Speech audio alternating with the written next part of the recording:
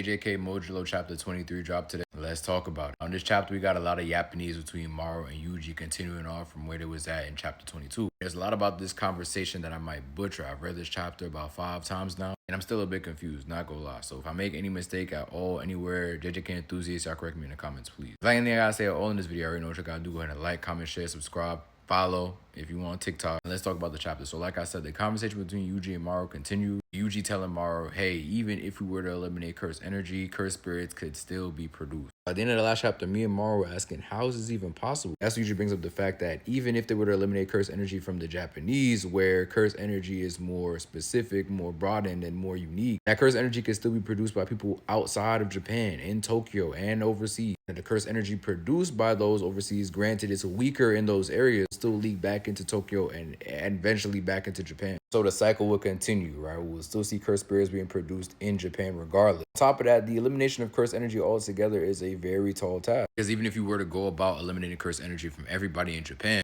faint levels of cursed energy from the Japanese and the Simurians would still be produced, similarly to how the same thing would happen with those overseas and in Tokyo. At that point, even the weakest cursed spirit can still be produced. Keep in mind, they won't always be weak. There will be like one in a handful of cursed spirits that are actually strong and some that needs to be dealt with. And the elimination of cursed energy from the Japanese, from the Jujutsu sorcerers specifically, will make it hard to combat these stronger cursed spirits. Now, Yuji says, don't worry, I got this. I got at least 300 years left on this earth to handle that task. Even so, as far as we know in the JJK universe, cursed energy is also used to keep the bodies of these sorcerers and humans going. So if you remove that energy source, who's to say what will happen to humanity after the fact? It was a point that was brought up in the last chapter. If eventually cursed energy becomes the de facto energy source for humans, and then you go ahead and remove it, that's bad for business for the future of humanity going forward. Maru comes to the decision, all right, I won't alter the composition of human or Simurian body, and instead I'll just bring them into harmony going forward. I want to go back to Yuji saying that he will handle the cursed spirits that are born in the time before the next generation comes about. The resolve of this man, I gotta give him his own video soon. Because for you to decide you go take on this task to not be with none of your friends that are still remaining, to not just enjoy whatever downtime you have left, no, I'm going to dedicate myself to eliminate future cursed spirits and maybe even implement some systems to limit the spread of cursed spirits, to weaken them when they're produced. Like, this is going to be bro's life's work essentially. It takes a different level of resolve to handle all that. But like I said, I'm gonna talk about Yuji in his own video real soon. That's when Maru brings up one of the biggest conflicts of this series, decision on how to handle the cursed spirit. That's when Yuji brings up the proposal of hopefully bringing harmony to the cursed spirits as well, to fix the thing that's causing the Romillions to confuse cursed spirits with Kalians. It then goes into examples of things that might look like cursed spirits aren't necessarily evil, listing Tengen and Choso, his big bro, stating that just because they resemble cursed spirits do not mean that they were born inherently evil, as all cursed spirits are. So what is it about the cursed spirits that the Romillions look at and they're like, they're Kalian like? That's when Maru picks up one of the Kalian plushies, puts it to his dome, and recognizes the fact that they share the same colored soul. It's then revealed that the Romillions, the cursed spirits, and the Kalians all share the same soul color, and that's where the confusion comes in, because obviously we know that cursed spirits are produced from negative cursed energy, and that souls of the same color of Romillions and the Kalians sometimes come to inhabit these vessels. Being that the souls are all the same colors, obviously confusion is going to arise from this. In order to eliminate this confusion, and this is where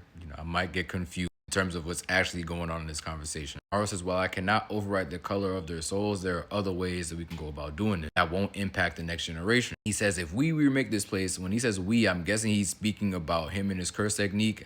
Maybe him and Yuji, but I'm pretty sure he's talking about him and his curse technique. The souls of all on Earth pass through into a device that can split and reshape their souls. They can then scatter the color of the souls, adjust their form, and eliminate all the cursed energy that they can, which I won't lie, is still confusing the hell out of me. So are we trying to bring harmony to the cursed spirit by removing the extra souls that inhabit those spirits that share the same color, or are they trying to harmonize the Kalians, or attacking everybody but the Romillions because their soul color is the same? The most confusing part of the chapter for me, please somebody in the comments explain. We then go to this shaman hut where we see Deborah cling on to the black rope, and it looks like his fight with Maharaga is officially over. For all y'all JJK fans that are in love with the boxing, I mean, this sudden end to the fight probably not saying right with you right now. I'm a little upset that we didn't get to see all of Dabra's domain or the end of that fight, but I mean, who knows? Maharaga might still be out there, and that's who Yuji is going to take on in the next chapter. Based on how the chapter ended, I don't really see that. I'd be even more disappointed to not see Yuji's domain expansion. From what this series has been building since chapter 1, really, harmony between the Simurians and the humans. At the very least, I can't be mad at the consistency being shown here. In this moment, we have Maru apologizing to Deborah for yet again interrupting one of his fights. Deborah honestly could care less. You know, the only reason that he came to Earth to begin with was to honor his promise to Dora. Even though he has to go back to Simuria alone, as long as he's able to go back with his sister, name we find out in this chapter is Speijo, and he's good with handing the baton off to Maru to handle the rest, now fully understanding what it means to be a warrior through his fire of Maharaga. Now, because he has the black rope in his possession, that curse that the Deskunte chieftain placed on him some chapters back is officially broken, so him and his sister can officially go back to Simuria, now being freed from that curse. After telling Dabra that he'll see him again, it looks like Maru is able to tap into his curse technique to heal all his fallen friends, including Yuka, Tsurugi, his brother Cross, and that one dude used that curse speech technique on Dabra earlier on in the series and ended up putting himself in the hospital. Maru then says his goodbye to Michael Yuji before they go their separate ways. Yuji asks him if he's sure because there's still one big job left to do, but Maru says, I gotta do this alone. That's when they both say to each other, you got it from here. So,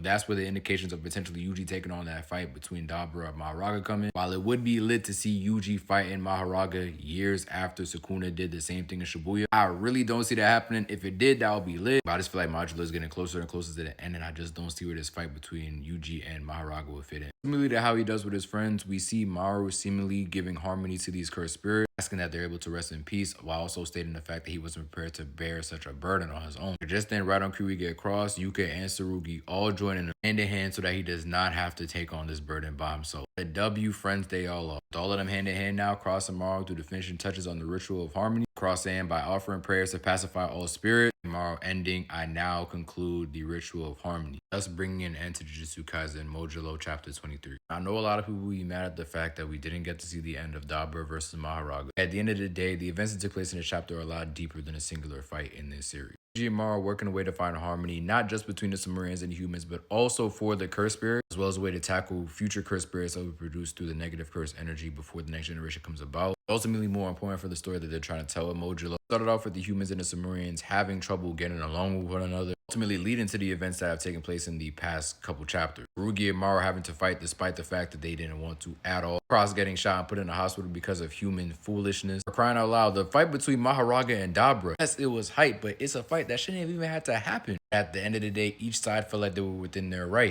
Both sides were not perfect. So finding a harmony between these two sides in a way where they could maybe coexist in the future is ultimately the best way to go about things, in my opinion. I'm looking forward to seeing what actions follow these decisions that were made by Maru and Yuji in this chapter. Sure, things won't be perfect, but at the end of the day, all these actions were made with good intentions. We'll see what comes from them. Give the chapter 8 out of 10. With every chapter that passes, I get sadder and sadder that Modulo is coming to an end and the JJK franchise is probably going to be over with after. But they're doing a great job cleaning up some of the questions that we had in the OG series, so I can't complain. Leave your thoughts on the chapter in the comments. I'll be in Hoche's Hall for you being entertained, and we will talk soon. Peace, y'all.